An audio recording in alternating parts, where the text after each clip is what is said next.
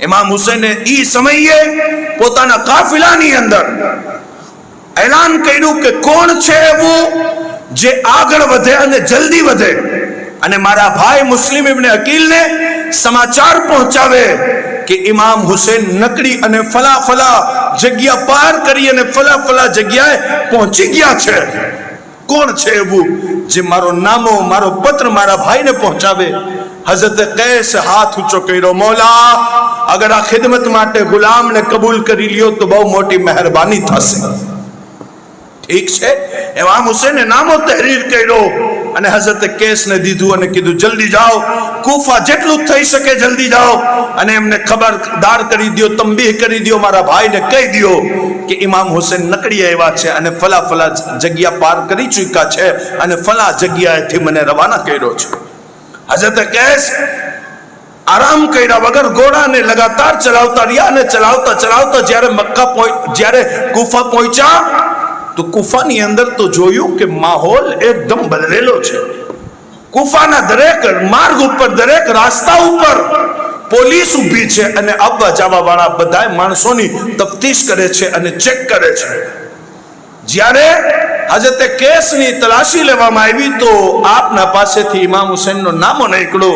આપને ત્યાં ને ત્યાં ગિરફ્તાર કરી લીધા અને ઇબ્ને ઝિયાદ પાસે લઈ જવામાં આવ્યું.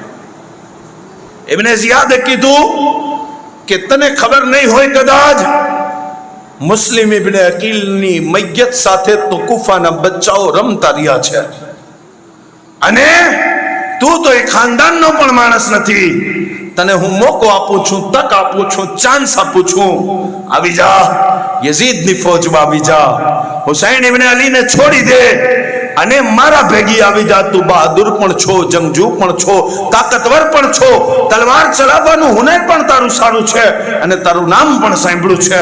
અગર તું મારી ફૌજમાં આવી જા ને તો હું તને પહેલે તો જિંદગી દઉં, પગાર દઉં, પૈસા દઉં, સારું જીવન દઉં અને કૂફાની અંદર તારા લગ્ન કરાવી દઉં. તને બેસ્ટ ચાન્સ આપવામાં આવે છે, પણ એમને એમ તને હું મારી ફૌજમાં ના સામેલ કરું.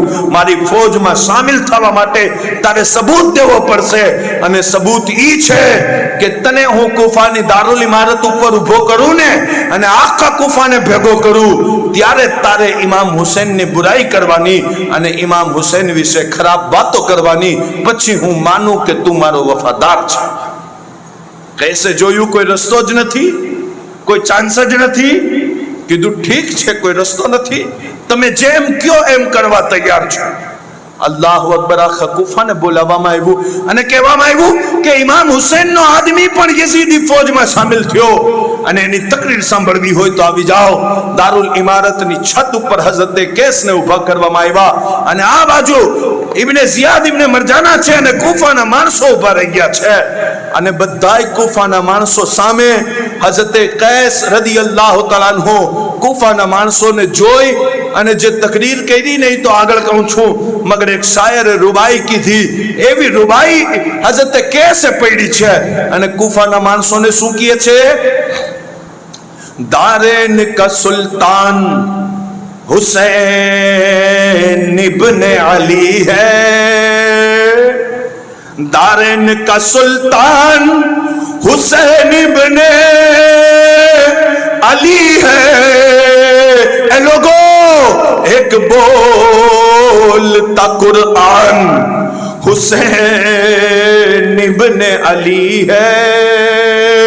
माना के मुसलमान की पहचान है कलमा, माना के मुसलमान की पहचान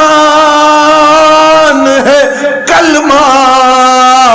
अरे कलमे की भी पहचान हुसैन इब्ने अली है, कलमे की भी पहचान।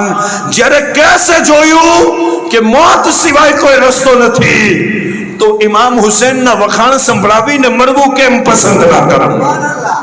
ઇમામ હુસૈનના વખાણ માણસોને કેમ ના સંભળાવું?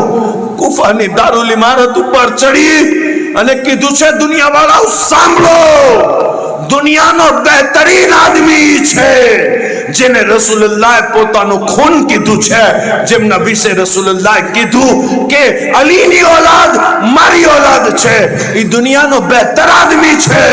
અને આ આદમી જે ઉબૈદુલ્લાહ ઇબ્ને ઝિયાદ છે, આ પણ બેકાર, શરાબી અને ઝાની છે. હુસૈનના બાબા તો કુરાનના કારી હતા, આનો બાપ તો શરાબી હતો. હુસૈનના બાબા કુરાનના કારી હતા, આનો બાપ શરાબી હતો. હુસૈનના બાબા માઓ બહેનોની ઇજ્જત કરતા હતા અને નજર ઉપર એહતરામ કરતા હતા. આ માઓ બહેનોને ખરાબ નજરથી જોવા વાળી હસ્તી, આ માઓ બહેનોને બુરી નજરથી જોવા વાળા માણસો છે. તમે આમના દબાવમાં ઇમામ હુસૈનના વિરોધી થઈ ગયા. કૂફાની અંદર એક ઇન્કલાબ હઝરત કૈસની તકરીરથી એવો બરપા થયો ને કે ભારી ચીજ હઝરત કૈસના ઉપર મારવામાં આવી અને આપનો સર ફાટ્યો અને આપ દારુલ ઇમારતની છત ઉપરથી નીચે પડ્યા અને આપે જામે શહાદત નોશ કર્યું છે. ઇન્ના લિલ્લાહી વ ઇન્ના ઇલૈહિ રાજીઉન.